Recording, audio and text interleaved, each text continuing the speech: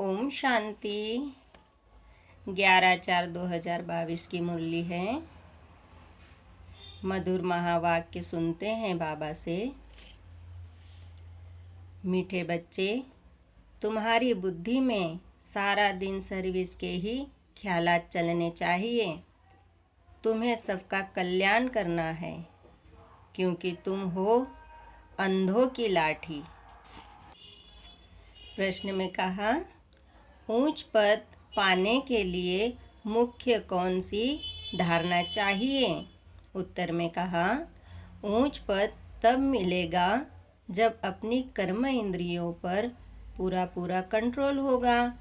अगर कर्म इंद्रियां वश नहीं, चलन ठीक नहीं, बहुत अधिक तमन्नाएं हैं, हबच लालच है, तो ऊंच पद से वंचित हो जाएंगे।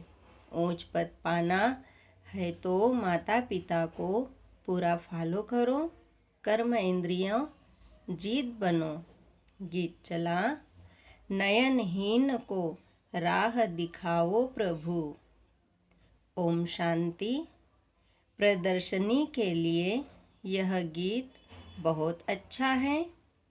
ऐसे नहीं, प्रदर्शनी में रिकॉर्ड नहीं बजाए।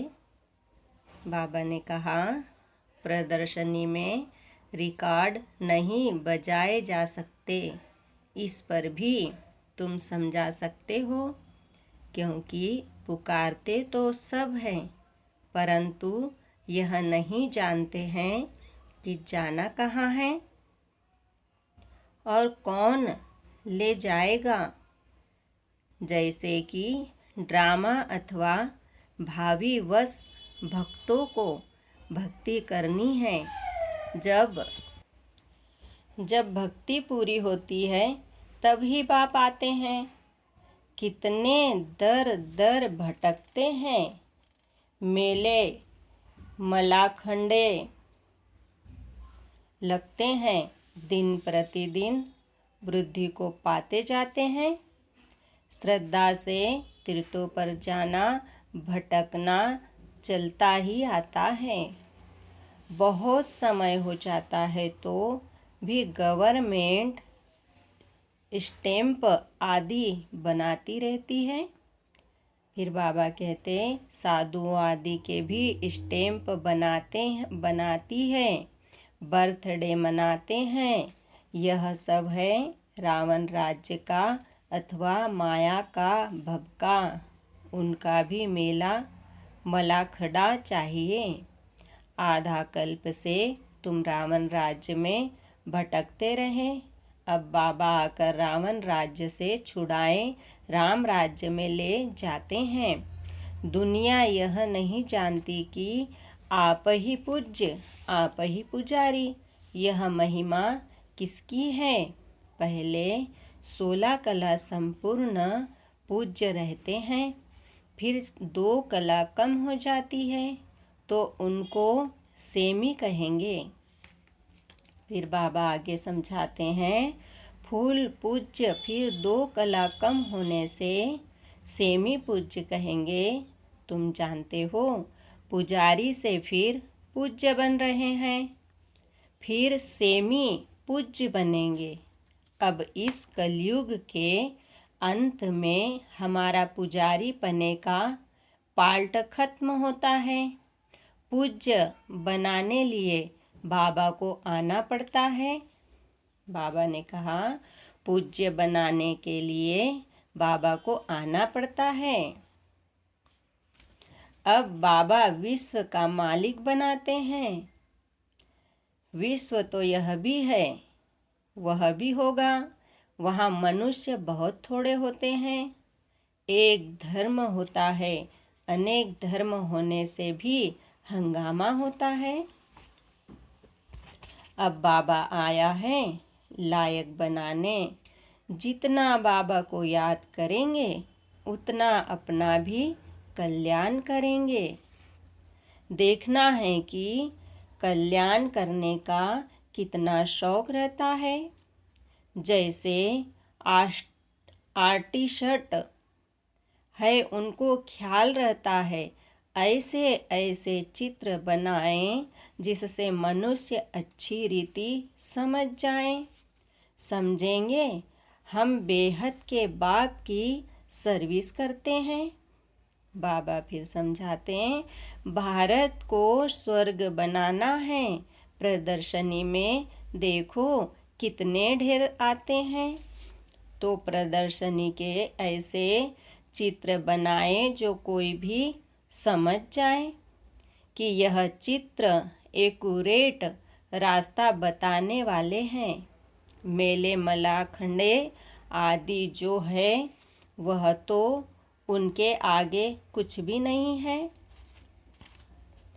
फिर बाबा ने कहा, आर्टिस्ट जो इस ज्ञान को समझते हैं उनकी बुद्धि में रहेगा ऐसे ऐसे चित्र बनाएं जो बहुतों का कल्याण हो जाए।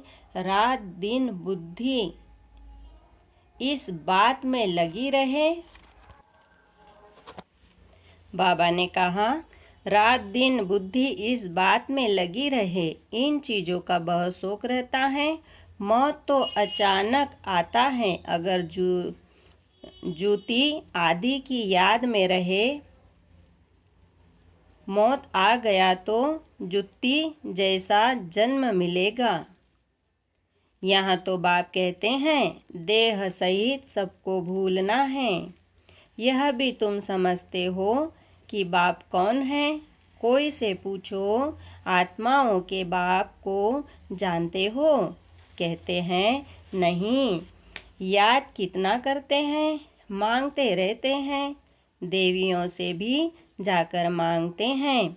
देवी की पूजा की और कुछ मिल गया तो बस उन पर कुर्बान हो जाते हैं।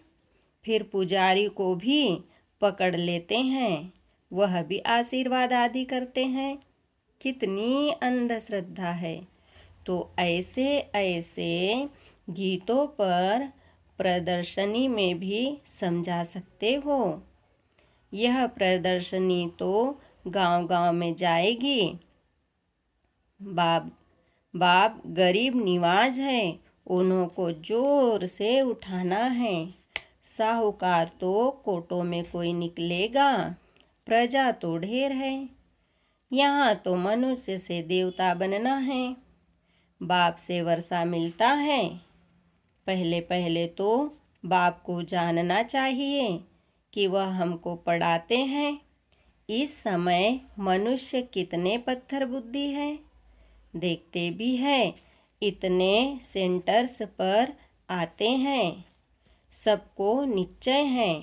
फिर बाबा समझाते हैं, बाप टीचर सद्गुरु है, यह भी समझाते नहीं है।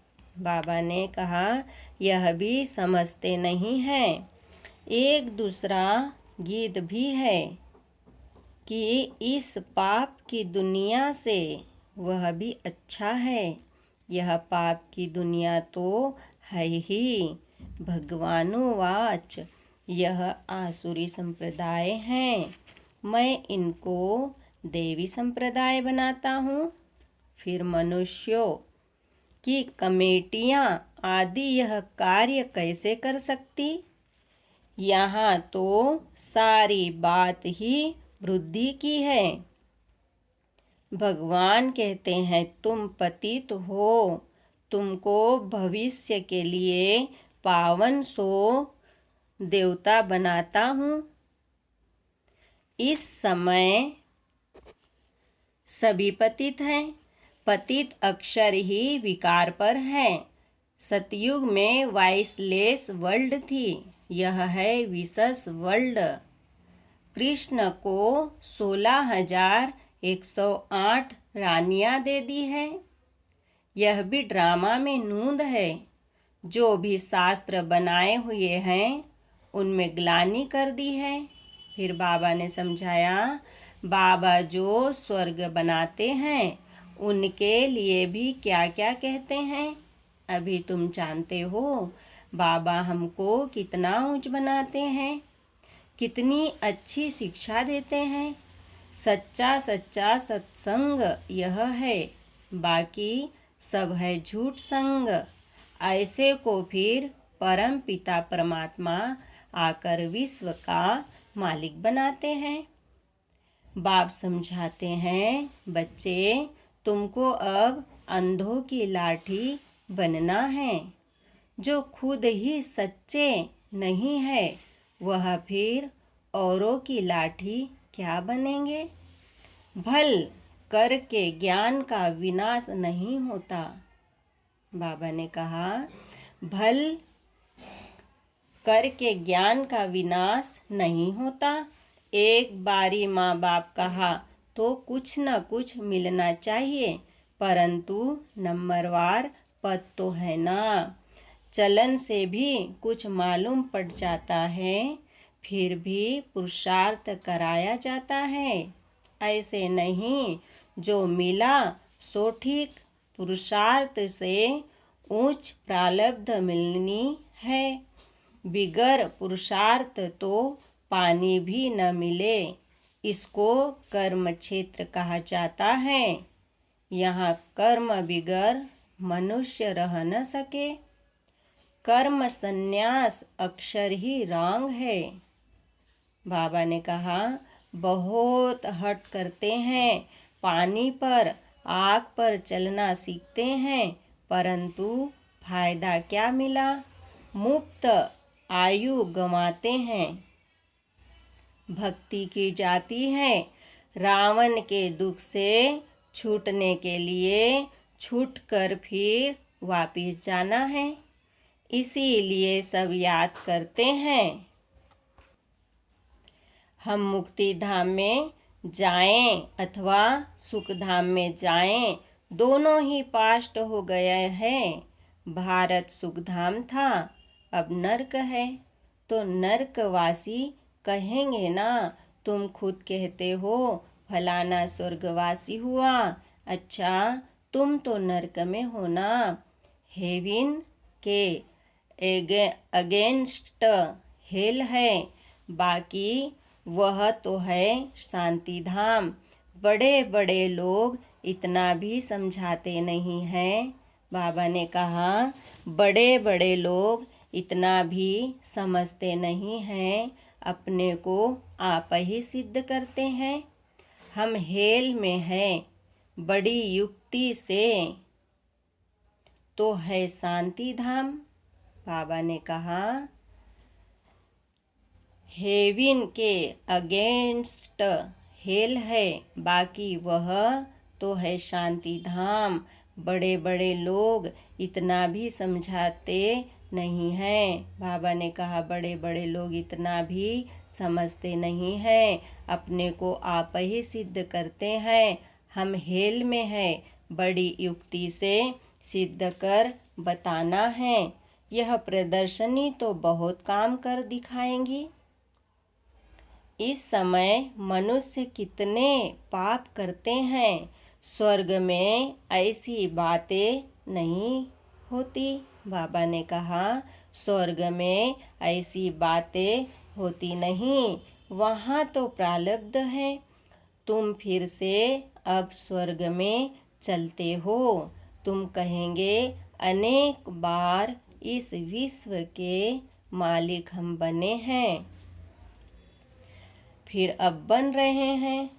दुनिया में किसको भी पता नहीं, तुम्हारे में भी कोई समझते हैं इस खेल से कोई छूट न सके। मोक्ष भी मनुष्य तब चाहते हैं जब दुखी होते हैं। बाबा तो कहते हैं, अच्छी रीति पुरुषार्थ करो, माँ बाप को फॉलो करो, अच्छा पद पालो। फिर बाबा ने समझाया, अपनी चलन को सुधारो। बाप तो राह बताते हैं, फिर उस पर क्यों नहीं चलते हो। जास्ती तमन्नाएं नहीं रखनी चाहिए। यज्ञ से जो मिले सो खाना है। हबच लालच है, कर्म इंद्रियावश में नहीं है तो पद भी ऊंचा नहीं पा सकते। तो ऐसे ऐसे गीत प्रदर्शनी में बजाएं उस पर तुम समझा सकते हो। तुम हो शिव बाबा के परिवार, शिव बाबा के ऊपर तो कोई है नहीं और सबके ऊपर तो कोई न कोई निकलेंगे। 84 जन्म में दादा बाबा भी 84 मिलते हैं। बाबा ने कहा 84 जन्म में दादा बाबा भी 84 मिलते हैं। शिव बाबा है रचता, अब नई रचना रच रहे हैं, अर्थात पुरानी को नया बनाते हैं। तुम जानते हो हम सांवरे से गोरे बनते हैं। स्वर्ग में श्री कृष्ण है नंबर 1, फिर लास्ट में उनका जन्म है, फिर यही पहला नंबर बनता है। पूरे 84 जन्म श्री कृष्ण ने लिए हैं। सूर्यवंशी देवी संप्रदाय ने पूरे 84 जन्म लिए। फिर बाबा ने समझाया, बाप कहते हैं जो श्री कृष्ण पहला नंबर था उनके ही अंतिम जन्म में प्रवेश कर फिर उनको श्री कृष्ण बनाता हूँ। बाबा ने बहुत अच्छी पॉइंट समझाई है आज। अच्छा, मीठे मीठे सिखिले दे बच्चों प्रति माता पिता बाप दादा का याद प्यार और गुड मॉर्निंग। रूहानी बाप की रूहानी बच्चों को नमस्ते। हम रूहानी बच्चों की रूहानी बाप दादा को याद प्यार गुड मॉर्निंग नमस्ते। ओम शांति। धारणा के लिए मुख्य सार है। पहला पॉइंट, कोई भी विनाशी तमन्नाएं नहीं रखनी है, अपना और सर्व का कल्याण करना है। दूसरा पॉइंट है, देह सहित सब कुछ भूल वापिस घर चलना है। इसीलिए चेक करना है कि बुद्धि कहीं पर भी अटकी हुई न हो। बाबा का बहुत सुंदर वरदान है, सुनते हैं। नेचुरल अटेंशन को अपनी नेचर आदत बनाने वाले स्मृति स्वरूप भव। सेना में जो सैनिक होते हैं वह कभी भी अलबेले नहीं रहते, सदा अटेंशन में अलर्ट रहते हैं। आप भी पांडव सेना हो, इसमें जरा भी अलबेलापन न हो। अटेंशन एक नेचुरल विधि बन जाए। कई अटेंशन का भी टेंशन रखते हैं, लेकिन टेंशन की लाइफ सदा नहीं चल सकती। इसीलिए नेचुरल अटेंशन अपनी नेचर बनाओ। अटेंशन रखने से स्वतः स्मृति स्वरूप बन जाएंगे। विस्मृति की आदत छूट जाएगी। इन स्लोगन है, स्लोगन भी सुंदर है। स्वयं के स्वयं टीचर बनो तो सर्व कमजोरियां स्वतः समाप्त हो जाएगी। मातेश्वरी जी के अनमोल महावाक्य सुनते हैं। पहला, याद का तैलुक संबंध है ज्ञान से। ज्ञान के बिना याद यथार्थ नहीं रह सकती। पहले पहले मनुष्य को अपनी सुखी जीवन बनाने के लिए कौन सी मुख्य पॉइंट बुद्धि में रखनी है? पहले तो यह मुख्य बात समझनी है कि जिस परमात्मा बाप की हम संतान हैं, उस बाप की याद में हर समय सांसों सांस उपस्थित रहें। उस अभ्यास में रहने की पूर्ण रीति से कोशिश करनी है। अब सांसों सांस का मतलब है लगातार बुद्धि योग लगा रहें, जिसको निरंतर योग अटूट अजपा जाप याद कहा जाता है। यह कोई मुख से जपने वाली याद नहीं है और न कोई मूर्ति सामने रख उसका ध्यान करना है, परंतु यह बुद्धि योग द्वारा याद रखनी है। अब वो याद भी निरंतर तब रह सकेगी जब परमात्मा का पूरा परिचय हो, तब ही ध्यान पूर्ण लग सकेगा। परंतु परमात्मा तो गीता में साफ कहते हैं, न मैं ध्यान से न मैं जप से मिलता हूँ और न मेरी सूरत को सामने रख उनका ध्यान करना है, परंतु ज्ञान योग द्वारा परमात्मा को पाना है। इसलिए पहले चाहिए ज्ञान। ज्ञान बिगर याद कायम रह नहीं सकेगी। याद का ताल्लुक है ही ज्ञान से।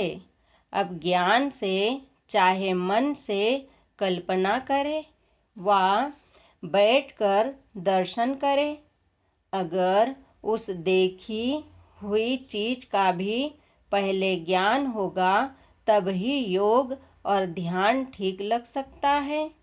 इसीलिए परमात्मा कहते हैं, मैं कौन हूँ, मेरे साथ कैसे योग लगाना है, उसका भी ज्ञान चाहिए। ज्ञान के लिए फिर पहले संग चाहिए। अब यह सब ज्ञान की पॉइंट बुद्धि में रखनी है, तब ही योग ठीक लग सकेगा। दूसरा, सृष्टि की आदि कैसे होगी? मनुष्य पूछते हैं कि परमात्मा ने सृष्टि कैसे रची? आदि में कौन सा मनुष्य रचा? अब उसका नाम रूप समझना चाहते हैं। अब उस पर उन्हों को समझाया जाता है कि परमात्मा ने सृष्टि की आदि ब्रह्मा तन से ही की है। पहला आदमी ब्रह्मा रचा है, तो जिस परमात्मा ने सृष्टि की आदि की है, तो अवश्य परमात्मा ने भी इस सृष्टि में अपना पार्ट बजाया है। अब परमात्मा ने कैसे पार्ट बजाया?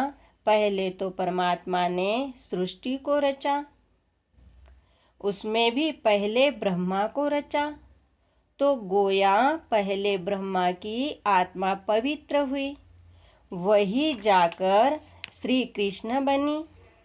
उसी तन द्वारा फिर देवी देवताओं के सृष्टि की स्थापना की, तो दैवी सृष्टि की रचना ब्रह्मा तन द्वारा कराई, तो देवी देवताएं का आदि पिता ठहरा ब्रह्मा।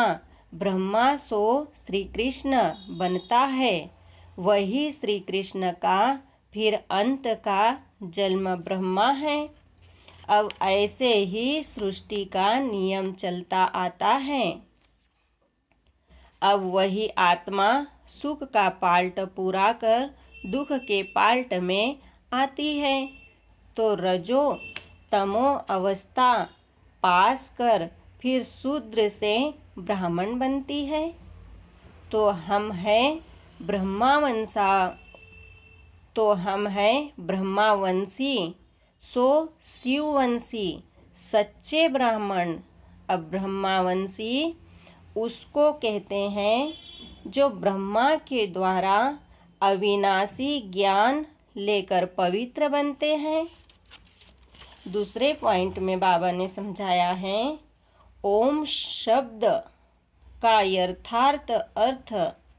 जब हम ओम शांति शब्द कहते हैं तो पहले पहले ओम शब्द के अर्थ को पूर्ण रीति से समझना है। अगर कोई से पूछा जाए ओम का अर्थ क्या है, तो वो लोग ओम का अर्थ बहुत ही लंबा चौड़ा सुनाते हैं। ओम का अर्थ ओंकार, बड़े आवाज से सुनाते हैं। इस ओम पर फिर लंबा चौड़ा शास्त्र बना देते हैं, परंतु वास्तव में ओम का अर्थ कोई लंबा चौड़ा नहीं है। अपने को तो स्वयं परमात्मा ओम का अर्थ बहुत ही सरल और सहज समझाते हैं। ओम का अर्थ है मैं आत्मा हूँ। बाबा ने कितना अच्छे से समझाया है बच्चों को आज। ओम का अर्थ है मैं आत्मा हूँ। मेरा असली धर्म शांत स्वरूप है। अब इस ओम के अर्थ में उपस्थित रहना है। तो ओम का अर्थ मैं आत्मा परमात्मा की संतान हूँ। बहुत सुंदर, बाबा ने बहुत सुंदर समझाया है। मैं आत्मा परमात्मा की संतान हूँ। मुख्य बात यह हुई कि ओम के अर्थ में सिर्फ टिकना है, बाकी मुख से ओम का उच्चारण करने की जरूरत नहीं है। यह तो बुद्धि में निश्चय रखकर चलना है। ओम का जो अर्थ है उस स्वरूप में स्थित रहना है। बाकी वह लोग भल ओम का अर्थ सुनाते हैं मगर उस स्वरूप में स्थित नहीं रहते। हम तो ओम का स्वरूप जानते हैं, तब ही उस स्वरूप में स्थित होते हैं। हम यह भी जानते हैं कि परमात्मा बीज रूप है और उस बीज रूप परमात्मा ने इस सारे झाड़ को कैसे रचा हुआ है, उसकी सारी नॉलेज हमें अभी मिल रही है। बाबा ने लास्ट में समझाया, उसकी सारी नॉलेज हमें अभी मिल रही है। अच्छा, ओम शांति। थैंक यू बाबा, शुक्रिया बाबा, शुक्रिया। ओम शांति, ओम शांति, ओम शांति।